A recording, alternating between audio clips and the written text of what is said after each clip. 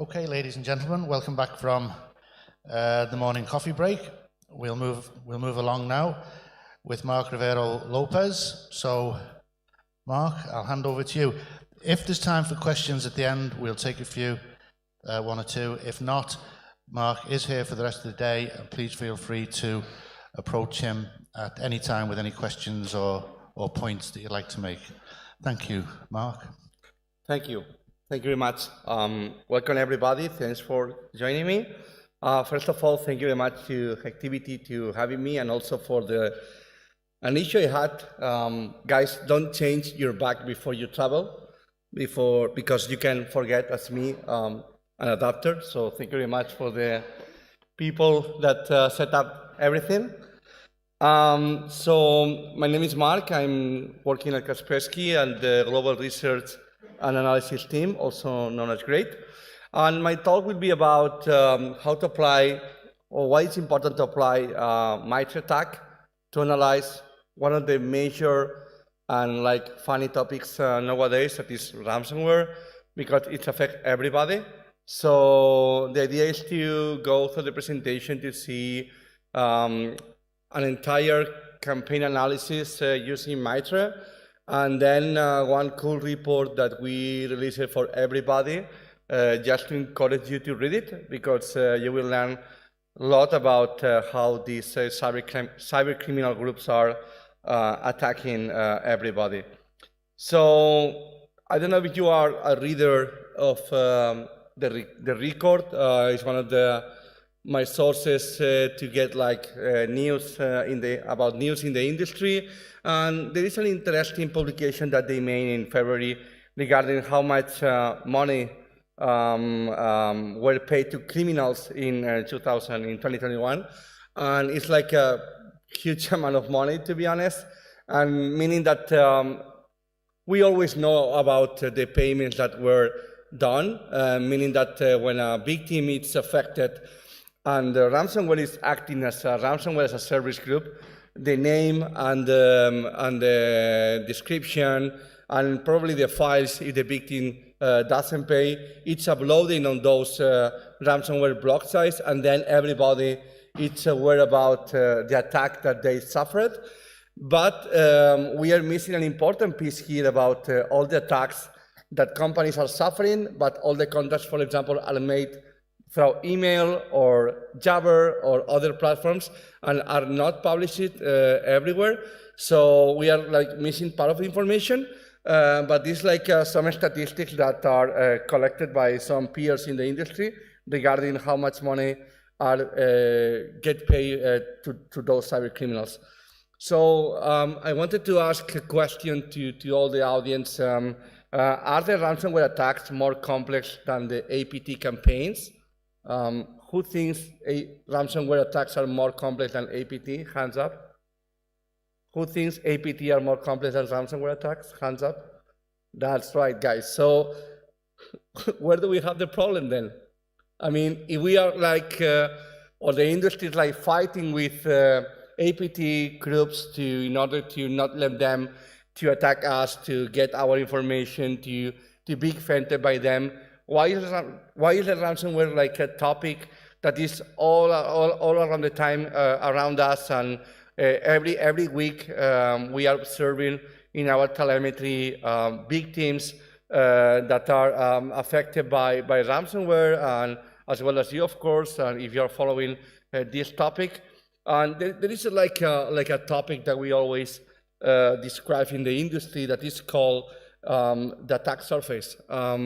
This is something more, to be more transparent, is something more like what you will have published outside that you are not protecting in a properly manner, and then someone find it and exploit it, and then you are infected, you have the passing zero, lateral movement, active directory compromise, and then money for the ransomware group, in a short way to explain it. So we have to take care about what is being published outside. There are many tools available. You can have your own vulnerability scanning service to scan everything that you have published outside. You can use alerts in Shodan on other, let's say, industry tools in order to know what you have published outside. But listen, if you enforce MFA, if you scan properly your infrastructure, if you reduce your attack surface, you will be less, let's say, less selected to be one of the victims for those cyber criminal groups, because they have an entire IP space to select one of the victims, and they will go for the ones that are more easy for them. We have to separate from this, let's say, equation, of course, 0 days and other stuff that is like nobody could know about it. So then everybody, it's possible to be like a victim. But for exploits and like known exploits and vulnerabilities or password spraying attacks or leaked credentials on the underground forums, we have already, let's say, solutions in the market to get right of those problems and make the job for those guys more difficult. That's the thing. So how this ecosystem of attacks works. So basically, from one side, we have the ransomware operators. These are the guys that will be installing and deploying the ransomware at the final stage in the victim. So they are usually technical people, really technical people. Well, if we take the example from the ransomware operators from the county ransomware groups, they had like hacking guides in order to compromise people. So maybe they are not technical at all. But for other groups, we know that they are really technical people, that they know what are they doing. They know how to do lateral movement and do hacking inside the companies. But from one side, we have those operators that will do like reconnaissance task to figure out what the company is running in terms of software or how many employees the company have. This part of enumeration is what everybody does in let's say, legit ethical hacking exercise for a company. Then they want to select like a target. Of course, they want to select a target that has money to pay the data, because it doesn't make any sense that they attack a company that doesn't have enough resources to pay the money in exchange when they are compromised. And when the victim is selected and the victim is, let's say, compromised, they ask for a high pay in order to get the data back. If we take back, if we look at the past, we could see the evolution of how this business is working right now. At the beginning, they only encrypted the data and then requested money in exchange. When they figured out that the companies increased the resilience in terms of backups and stuff like that, so when a company was attacked, they were like, meh, I can restore the data, I don't care. Then they decided to exfiltrate the data before and then encrypt it in order to get the money back. And right now they are like, we are calling this right now third extortion business, whatever. They are sending an email directly to the CFO in order to say, hey, we know that you have money, so pay the bill if you don't want to have your data published. So this is the problem that we have right now. Talking about how they work internally, from one side we have the developers, so they are like the gurus, the guys that are creating those ransomware families, and they are usually creating something custom, but sometimes they are like grabbing code from other families to take advantage of those functionalities. So every time we see a ransomware family that is going down, we can see other families to like parasites to taking this code and implementing this stolen code in their own pieces. So meaning that they are also competing between them, because at the end it's like yeah, you have like a big cake of victims. But if I'm the major ransomware group, means that I will get more affiliates to work with me and more money to split with my people in order to, I don't know, to increase my infrastructure or to hire more developers, etc., etc. And from the other side, we have the affiliates. These are the people that will be in charge of this. Also, they are called affiliate / ransomware operators. These will be the people that will be in charge to deploy and infect the companies with the ransomware. They are splitting the payment, usually 30% to the ransomware developers and the rest to the affiliates. So meaning that they can get a big part of the money if they are succeed in the operation.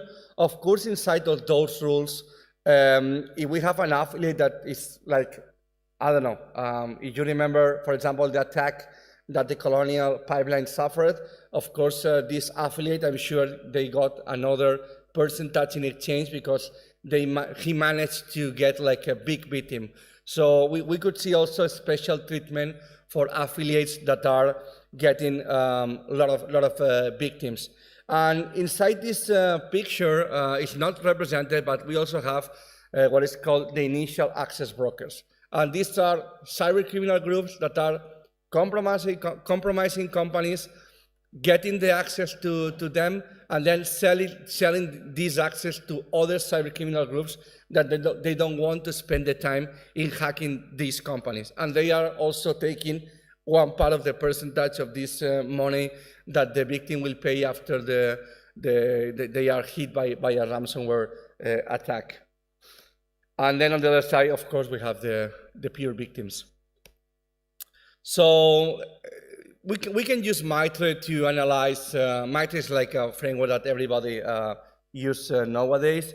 It could be like super cool for companies that maybe they don't have like security team inside, and they want to, let's say, invest part of their time to increase their security maturity inside the company, so they can use MITRE in order to, let's say, I want to fill special gaps and I don't know from where to start. You can use MITRE to get rid of it. Or maybe you are a security researcher and you want to be able to attribute a family to any threat actor or campaign. You can use also MITRE to compare the TTPs between families and campaigns and actors.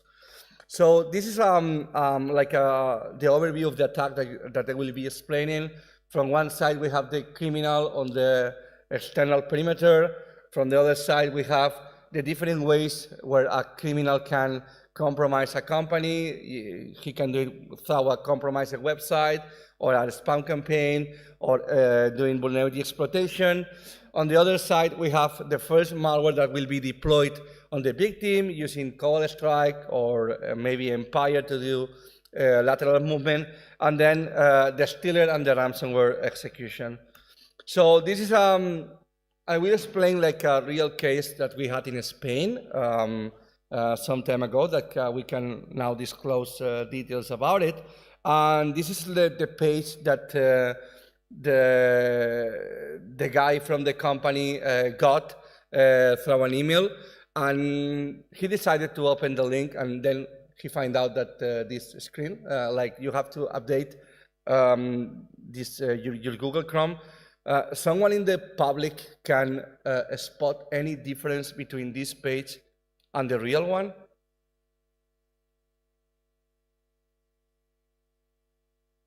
Don't tell me about the JavaScript below.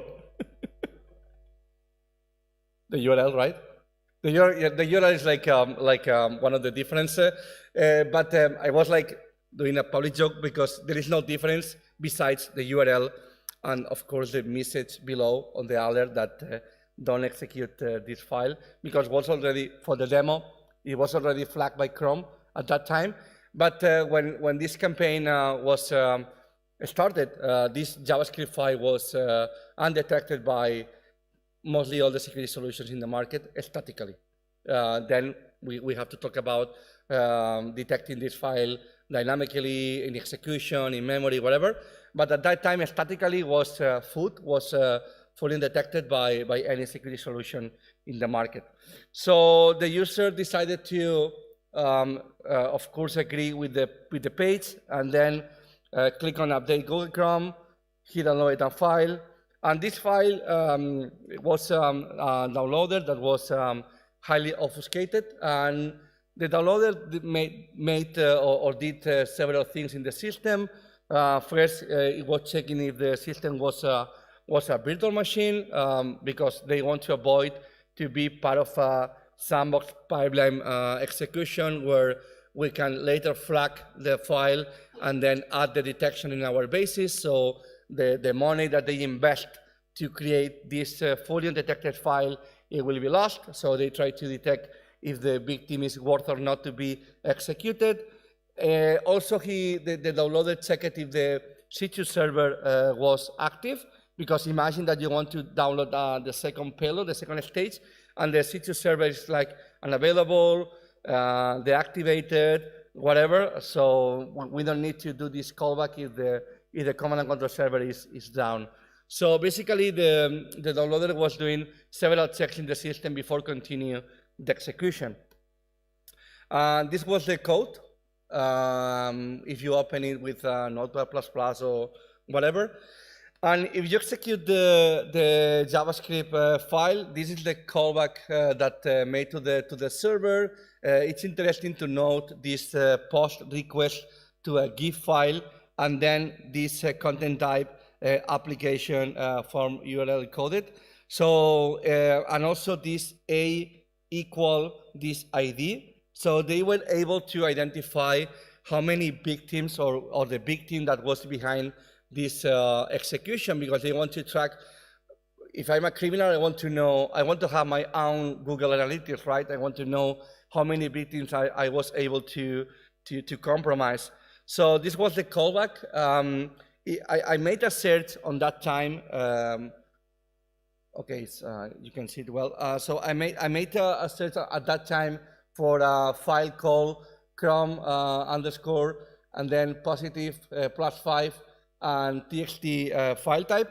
And I don't know if you can see it well, but there is like a few detections only for some files. It's not like the Bible, but it's like a thermometer that you can use in order to measure how a campaign is like going on in terms of detections for everybody, because everyone is like uploading files to VirusTotal. So I usually use it to measure the detections when the file was uploaded in the platform. So at that time, there were a lot of files that were like purely detected. This downloader at that time could download different type of malware depending on the region and depending on the time that the downloader was executed. It was controlled by the command and control server. And at that time, it was downloaded CobbleStrike, Dreadex, and also a malware that is called CH-Tonic, that is more known on the banking financial threats side. And it's curious because these guys were using red teaming tools like CobbleStrike, but also financial malware like Dreadex, in also to let's say control or take control of the remote computer in the company, and this is because of the capabilities that Dreadex and CH-Tonic or CobbleStrike has, that you can dump passwords, get information from the memory, control the remote computer, execute commands. So these type of capabilities are really interested for those guys, and that's why they decided to use these kind of tools. For one of the big teams, we could see, of course, the really famous Mimikatz that is used to dump the credentials on the Windows ecosystem. And they are using Mimikatz in order to get like valid credentials to continue doing lateral movement and other operations inside the company.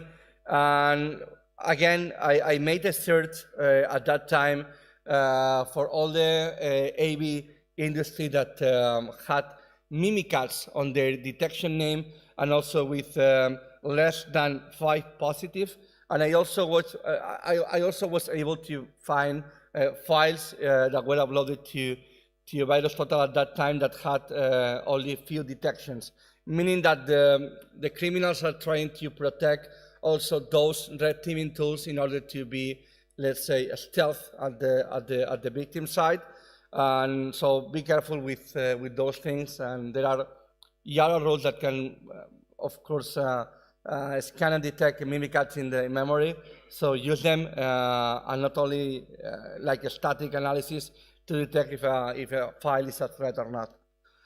If we want to, like for our knowledge, we want to know which families or which groups are using mimikatz on their attacks, you can use the MITRE knowledge base to get those information. It could be also interesting to cross-check the groups and our sector. If I'm if I'm in the healthcare sector, I will have like only certain groups that are attacking me, or maybe some ransomware groups are specialized on the healthcare sector and they are attacking them. Theoretically, they have their own rules to not do it, but Lockbit, for example, is like you can do whatever you want. So it's important also to know this information. Regarding the groups, you can also check MITRE to get this information. Regarding the lateral movement tools that are used, this is a screenshot of Empire. That is like a postage protection tool that is used to automate certain things for, I say, sloppy ethical hackers that wants to, I'm kidding, but you have a lot of automations to compromise other machines in the network, and it's a framework that is super used in postage protection campaigns because it's giving a lot of functionalities for those affiliates that are trying to arrive to the Valhalla, to the Active Directory server to compromise the entire company. So it's important to be aware about the usage of these tools in your internal network. Regarding this tool, we also detected like custom PowerShell, I mean, not like a general framework, but scripts that are used to execute lateral movement inside the company. So there is also common to find utilities that are coded by an affiliate, for example, or an initial access broker that is maybe, I don't know, they forgot the PowerShell file on the system, or maybe in an initial response case, we are able to get this file also. So it's important also to be able to detect these kind of files in order to detect also custom executions. Regarding how they are getting credentials, upon they have it with mimikatz, they will start the lateral movement propagation. They will also try to fingerprint your entire network. We also detected the usage of Bloodhound or other like tools to compromise the entire network. They will try to exfiltrate data from the system. We are not talking about right now the files that are exfiltrated prior the ransomware encryption, but other interesting file that maybe, I don't know, an encrypted file that they want to crack, or data about stored passwords in a TXT file that they want to use later, or important files that can be used later to threat the company, the targeted company.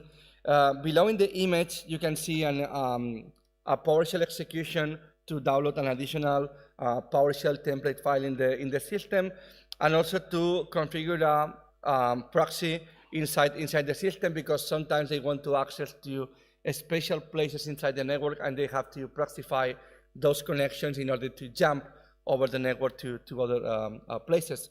Imagine a network that is air-gapped. They don't have internet connection, but they want to at least extract the data, but you can access from a jump server, and you have access there. The entire network doesn't have internet access, but you can, let's say, tunnel the data through your proxy in order to get the data outside. This is also possible nowadays.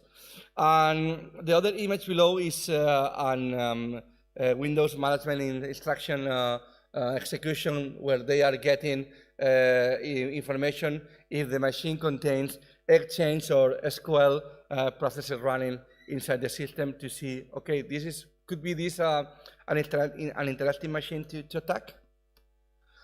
And finally, what are they doing is to arrive to the Active Directory, and this is like a question that I always get from journalists or other people in the industry, how they are able to compromise the entire company at once.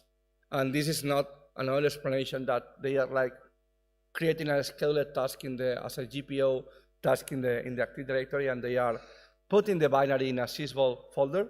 And then when all the systems are reboot, the binary is executed and the entire company is encrypted. It's as easy as is. They know how to administrate systems as well for the bad side. So this is like the general thing that everybody sees. A ransomware node that will tell the user, okay, your data was encrypted, your company was hacked. You can contact us using ProtonMail or Tutanota or other anonymous email provider, or you can find your company listed on this blog page or whatever in the Tor network. This is how it's working nowadays. So how are doing data exfiltration? So we could see different tools available in the market. These are general tools that are used by system administrators. We can see Transmit for Mac users, FileZilla for Windows and Linux users, and AirClone that is used for Windows users. That is, there are tools used for other purposes, like I want to exchange files with an FTP server, or if I want to send files to this another remote server, whatever. But there are also criminals using those tools because, I mean, they have only to update the data, upload the data, and that's it. But they are also using custom tooling. So they are developers at the end. So they, instead of use one of those tools, they prefer to develop their own tool to do data exfiltration, and they can control the entire workflow about how the data exfiltration is performed. So I will show you two ransomware groups that are doing this, and like two tools that are used to do data exfiltration. From one side, we have Rebel and Wizards. Rebel is was one of the major groups, also known as Sodinokibi, also for maybe someone in the audience know it by other name. This was one of the major groups that was impacting and attacking a lot of companies. And we discovered at that time a tool called Wizards. We debrief our customers about it. And it was like a data exfiltration tool that was used to exfiltrate data based on extensions and that were present in the system. On the image at the top, you can see another screenshot about how it's getting the logical driver strings in the system, and below part of the code about the extension that Wizards was seeking at that time. I have to say that Wizards is like a really fast tool, to be honest, to do data exfiltration, and it was used by all the affiliates to exfiltrate data on a victim. So all the affiliates, they have like a panel where they can download the ransomware that they will use to compromise the companies. And at that time, they had another option to download also Wizards. So it's not like mandatory to use it. I mean, they are cyber criminals, they can do whatever they want. But the group tried to give tooling to the affiliates in order to help them to get more victims. So it's like the company helping the workers. So at that time, they provided Wizards to the people to use it. At the beginning, they are only giving this tool only to VIP affiliates to test it. And when the test is done, they are activating this option for everybody. So this is another screenshot about the workflow that Wizards was doing in the machine when it was in execution. And we can see a function that will, let's say, explore the entire disk of the system to get all the possible file candidates in order to be exfiltrated. it was quite interesting for us about how the data was exfiltrated at that time, because business was splitting the data in chunks in order to be able to exfiltrate also big files and not be able to be detected. This was the post that was made by research. The destination file is a PHP file on a remote server, and this is the file encoded that is being sent to the server. Research was identifying the victim, so every time, I mean, the exfiltrated data was in a folder for a victim, so they are organizing things on their side in order to later publish this data if the victim doesn't pay the rescue. And the other group is Lockbit. Lockbit is the other group that is nowadays super active. I mean, they are attacking still a lot of companies. They are investing a lot of money in marketing. This is a page about one publication they decided to make in the Adlinger forums regarding how is their exfiltration tool compared to the others in the market.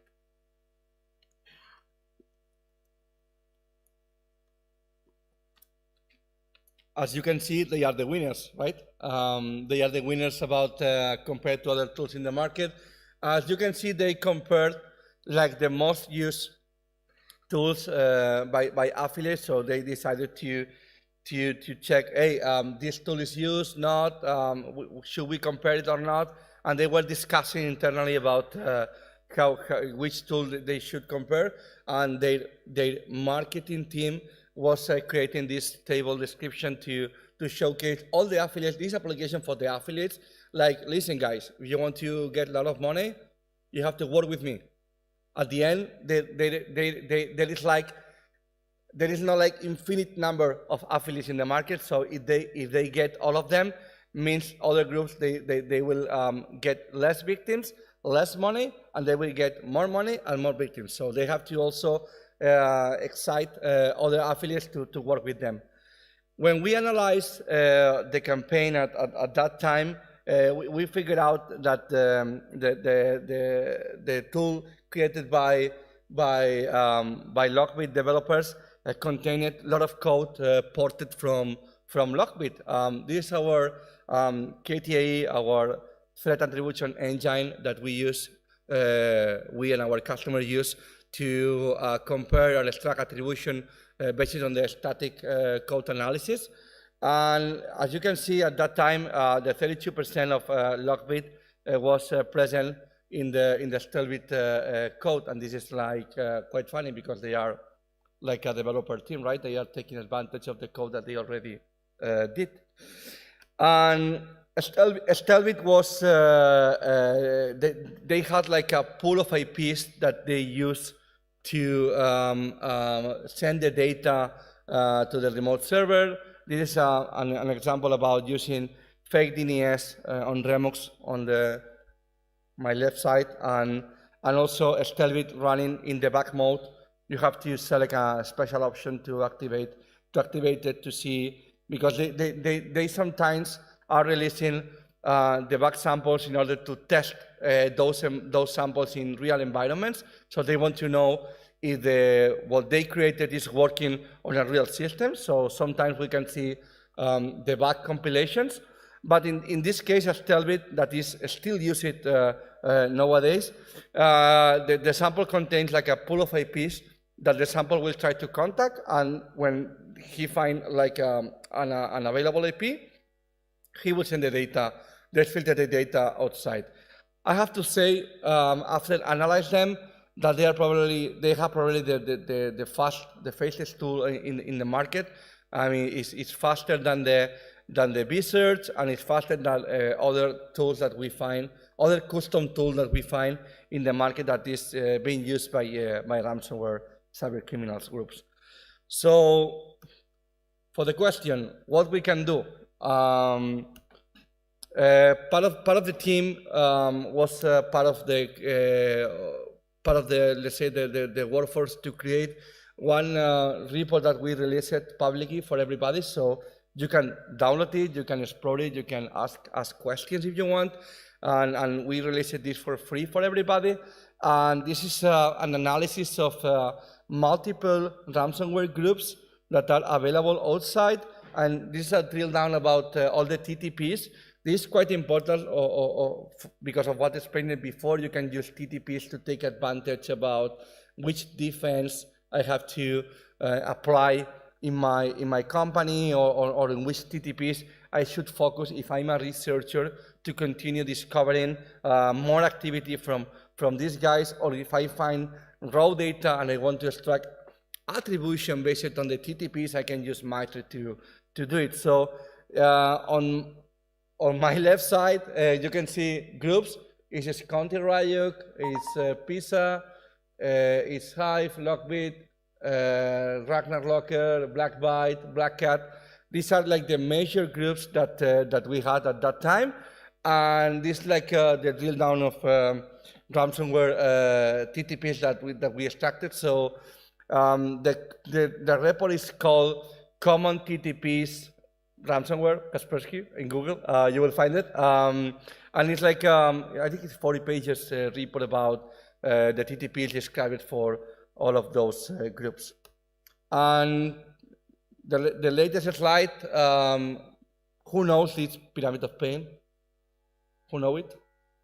This is like we are talking about this since years. And this is like about what we should focus in order to defend our company.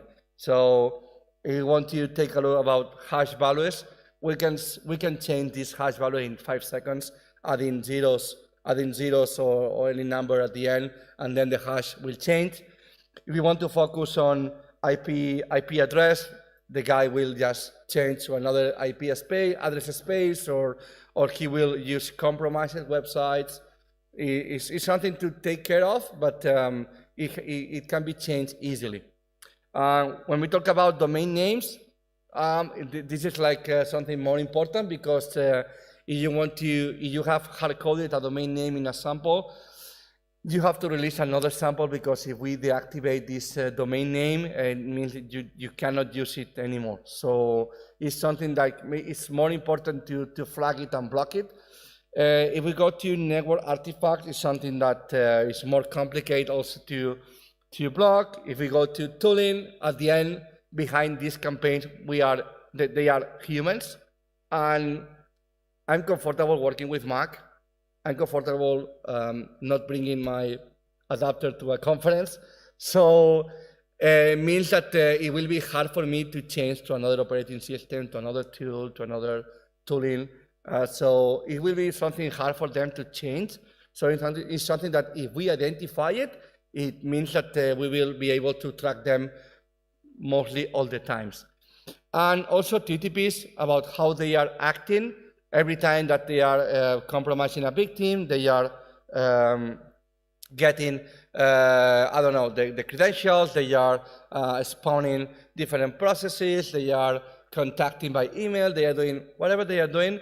If we can, let's say, make sure that we understand the TTPs of the campaign, we will be able to identify the group behind it, we will be able to track them down, we will be able to protect our assets. That's the idea about using MITRE. So I encourage to everybody to take a look if you never did it, and to also try to, let's say, get more knowledge about how the industry works, and get more knowledge about which kind of attacks are these groups doing. And that's it. We have 1 minute and 35 seconds for questions.